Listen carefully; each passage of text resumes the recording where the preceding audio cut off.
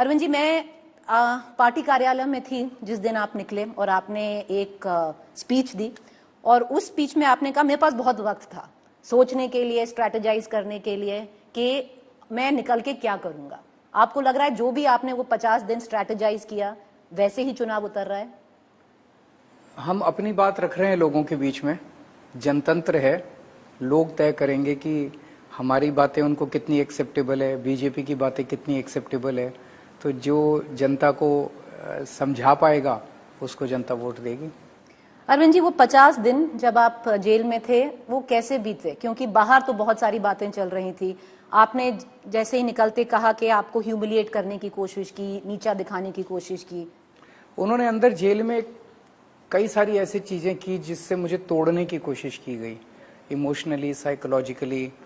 जैसे मुझे completely solitary cell में रखा था, मैं किसी से बात नहीं कर सकता था। वो जो पूरी बैरक थी वो खाली करा दी गई थी, कोई नहीं था, तो मैं अकेला उस वहाँ सेल में था। बस उसमें खाली बैरक में बाहर टहल सकता था।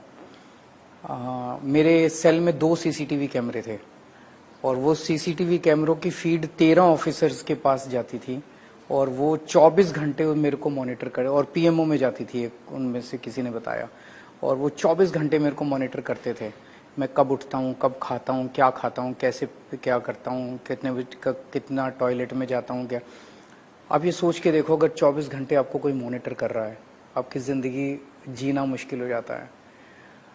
मेरे को 15 दिन तक इंसुलिन नहीं दिया गया, मेरी शुगर 300 350 पहुंच गई। फिर जब मीडिया वालों ने शोर किया तब उन्होंने इंसुलिन शुरू किया। इतना दिन इंसुलिन, अगर शुगर ज़्यादा रह जाए तो किडनी और लीवर पे अफेक्ट करना चालू कर देती है।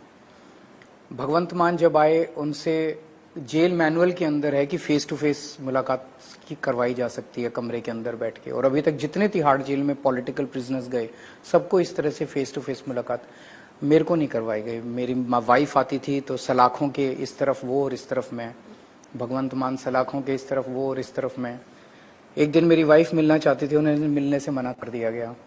तो इस तरह की कई सारी घटनाएं थी, लेकिन अंदर मैंने बहुत मेडिटेशन की, 2 बार गीता पढ़ी पूरी की पूरी, रामायण पढ़ी, कई किताबें पढ़ी।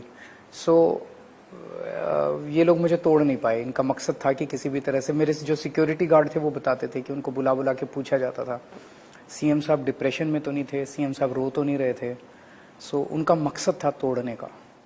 आप कह रहे हैं कि 2 सीसीटीवी लगे हुए थे आपके जेल सेल में। आपका जो टॉयलेट बाथरूम जेल सेल में ही था? हाँ जी। तो वो सीसीटीवी के वो दायरे उनका में था? एंगल इस तरह से था कि वो पोर्शन अवॉइड।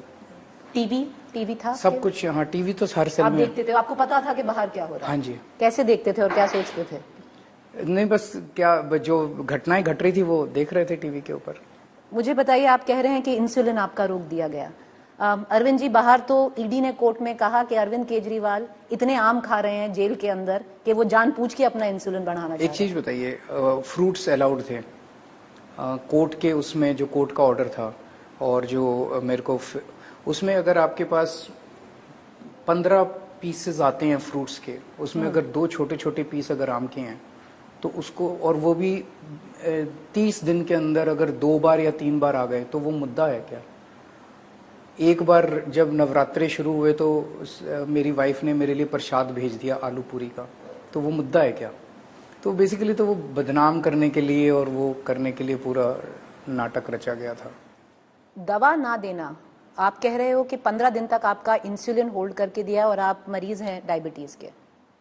क्यों? मैं डेली मुझे 4 इंजेक्शन लग, 10 साल से इंसुलिन ले रहा हूँ मैं, और 10 साल से डेली 4 बार इंजेक्शन मेरे को लगते हैं मेरे पेट में। मेरे इंजेक्शन रोक दिए गए। क्यों आपको लगा आपके इंजेक्शन रोक दिए गए?